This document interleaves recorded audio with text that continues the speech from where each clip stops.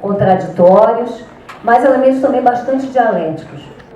E nos parece, para Unidos para Lutar, que nós temos que nos dar o desafio de responder, ou começar a responder, a algumas perguntas que são decisivas para a gente nortear qual a dinâmica, né, e que política tem que ter a central sindical.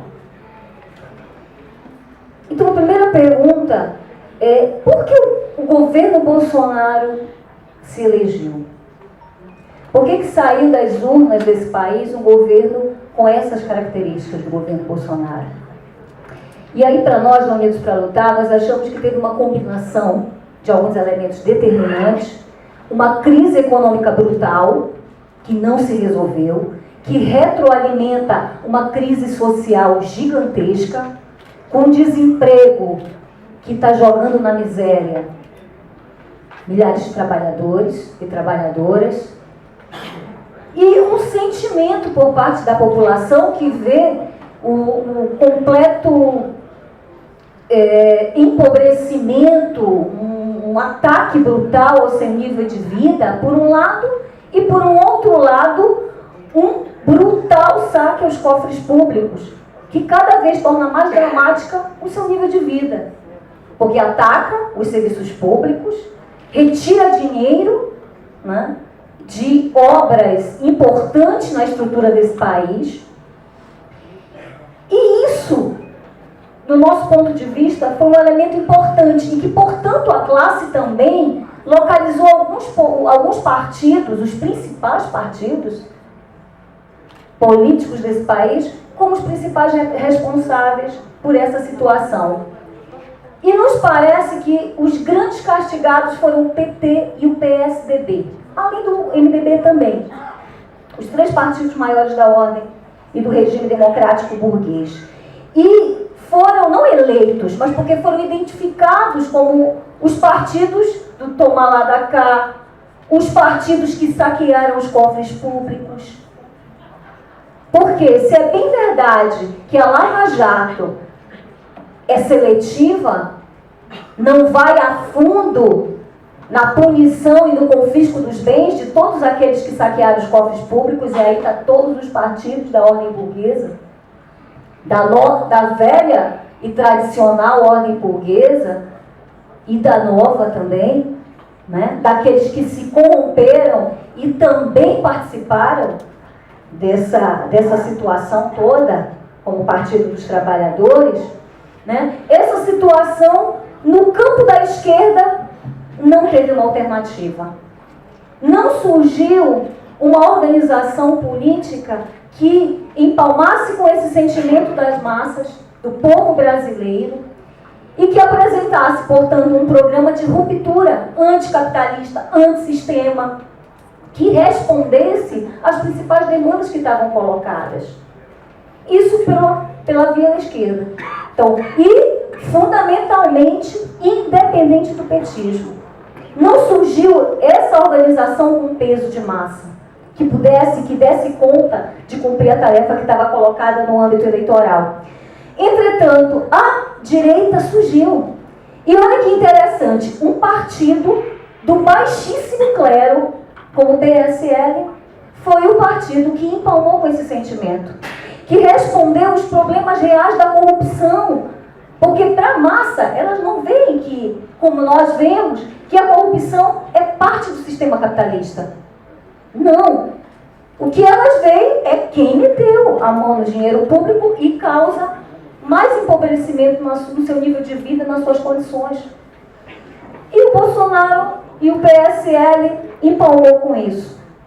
De forma demagógica, respondeu à questão da corrupção, ao problema da violência no país, capitalizou esse sentimento, se descolou do tucanato e foi uma oposição ferrenha, implacável ao modo petista de governar.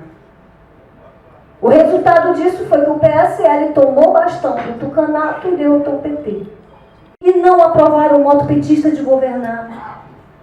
Então, nesse sentido, nós também achamos que esse movimento, que surgiu no segundo turno, não significou um movimento pró-petismo, mas significou fundamentalmente um movimento anti-Bolsonaro. Portanto, do nosso ponto de vista, o que está colocado é disputar esse movimento para a construção de um projeto próprio da classe trabalhadora, não reeditar os velhos e requentados projetos que já se demonstraram não insuficientes, mas que se demonstraram que foram aplicaram o ajuste e se voltaram contra a classe trabalhadora.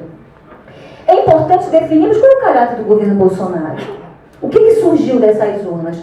Do nosso ponto de vista, hoje não houve uma mudança do regime. Nós vamos com um governo democrático, burguês, truculento, um governo que tende a gerar mais instabilidade no sentido de que é um governo pouco hábil politicamente. Aqui eu quero dar um exemplo do que eu me refiro. O governo mal foi eleito, declarou que ia mudar o consulado, a embaixada do Brasil de Tel Aviv para Jerusalém.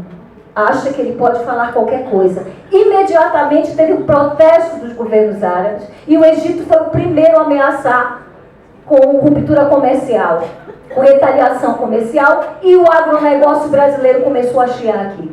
Bolsonaro teve que desdizer o que havia dito. E não foi esse o único elemento.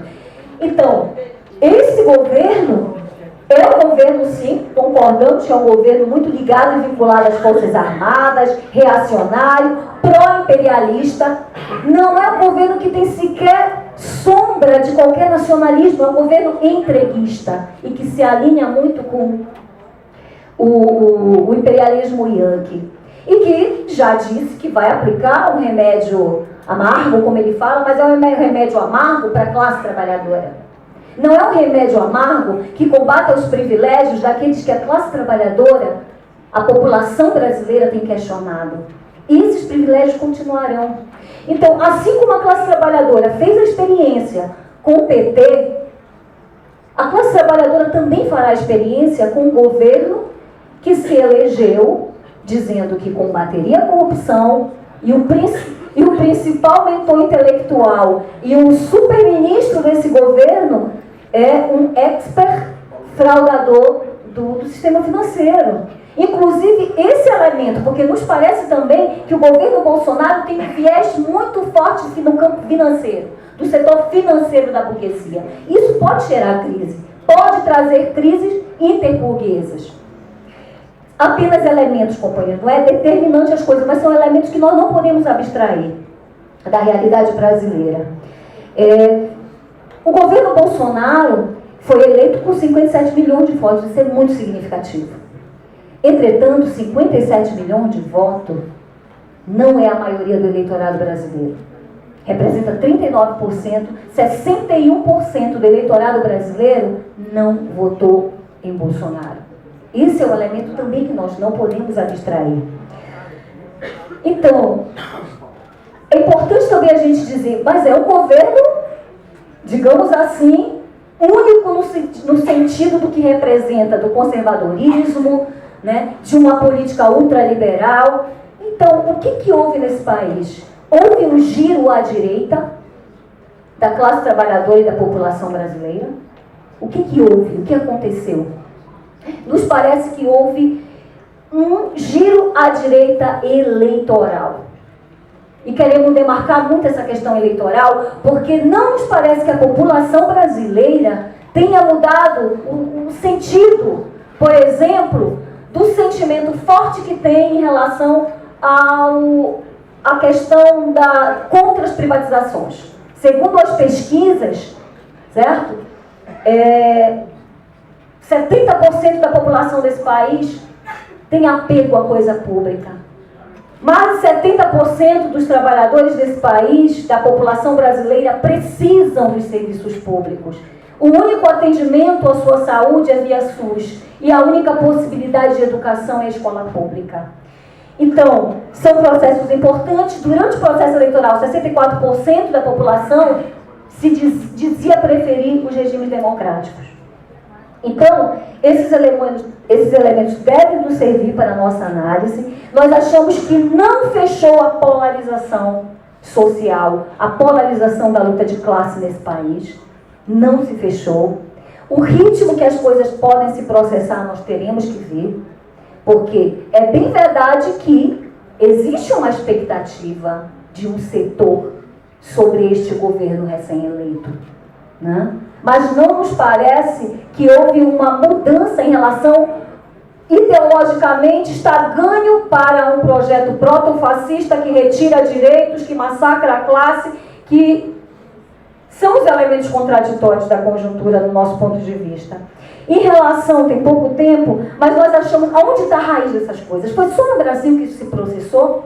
Ou nós vivemos a nível mundial, e aí eu quero me ater à América Latina? Porque dos últimos 10 anos, os governos ditos progressistas da América Latina estão fazendo água. E as massas estão rechaçando. E estão rechaçando porque são eles que aplicam os planos de ajustes e também são eles que retiram os direitos democráticos. Ou o que está acontecendo na Venezuela? Qual é a dinâmica que teve e como está acabando o castrochavismo, se não com um processo brutal de massacre da população venezuelana e ataque não apenas aos direitos econômicos e matando a população de fome, mas também a bala. É o regime ditatorial que está hoje vigorando na Venezuela, mas também na Nicarágua. Ortega cumpre a mesma função. E por que nós dizemos isso, companheiros? Porque não é mérito apenas dos governos da direita clássica ou até os que têm viés ultra ou proto-fascista. Os setores que se identificavam anteriormente, se diziam de esquerda ou progressistas, aplicaram o mesmo receituário. E também estão tirando direitos. Então, isso é um alerta para que a gente saiba qual projeto que nós temos que construir e até onde vai a nossa unidade de ação. E essa unidade de ação, ela é necessária, nós também temos um pleno acordo nisso, mas é uma unidade de ação que se pauta fundamentalmente por pontos mínimos e com uma grande disputa aqui por baixo, pela base. Porque o que está colocado, e nós achamos que está em aberto o processo de reorganização nesse país, que está aberto à disputa e à construção de uma nova direção. Nós não achamos que a eleição do Bolsonaro por si só tenha derrotado o movimento de mulheres, tenha derrotado a luta do povo negro por reparações, tenha derrotado a luta do povo LGBT por visibilidade e respeito.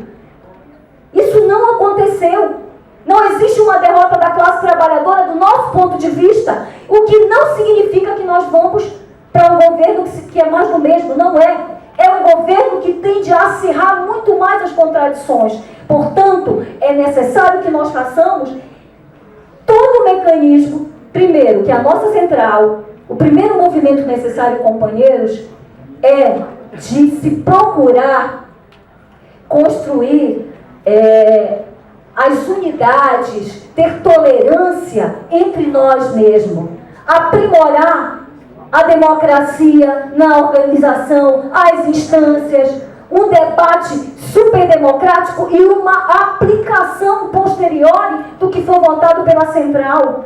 Nós não podemos ir fragilizados disputar o movimento de massas. Porque a classe trabalhadora, acabou meu tempo, mas eu quero encerrar, nem tudo deu tempo suficiente para colocar. A classe trabalhadora não parou de lutar. De 2011, com as greves de geral, e 2012, com a maior greve protagonizada pelo serviço público, 2013, o levante contra o plano de ajuste aplicado pelo PT, 2017, a maior greve geral que nós construímos com a classe trabalhadora contra o governo Temer, o Ocupe Brasília. Isso tudo pode até ter um período, um descompasso, um período mais lento, mas isso não foi fechado. Portanto, cabe à nossa central procurar os acordos necessários no sentido da unidade de ação, um processo de grande discussão e democracia entre nós, sem hegemonismos, e sim com um grande espírito daqueles que têm responsabilidade em dar uma saída para a classe trabalhadora e construir essa nova direção. E quero terminar, porque várias categorias, pelo segundo ano consecutivo, derrotaram a reforma trabalhista. Conseguiram renovar as suas convenções coletivas. E aqui estão os companheiros do Sindicato dos Químicos do Vale do Paraíba, que pelo segundo ano consecutivo têm derrotado os patrões.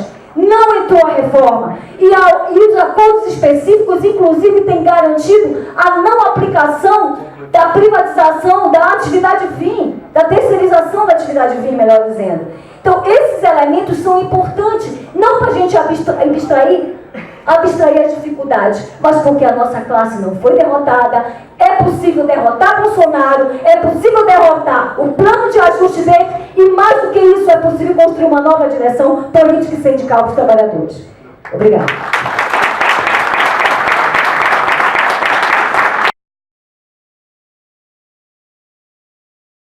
Companheiras, estamos todos de parabéns, foi um debate muito rico e que apresentou temas importantes, tanto dos pontos que nós temos convergentes de unidade, como os pontos que vão ficar no debate político, porque são diferenças.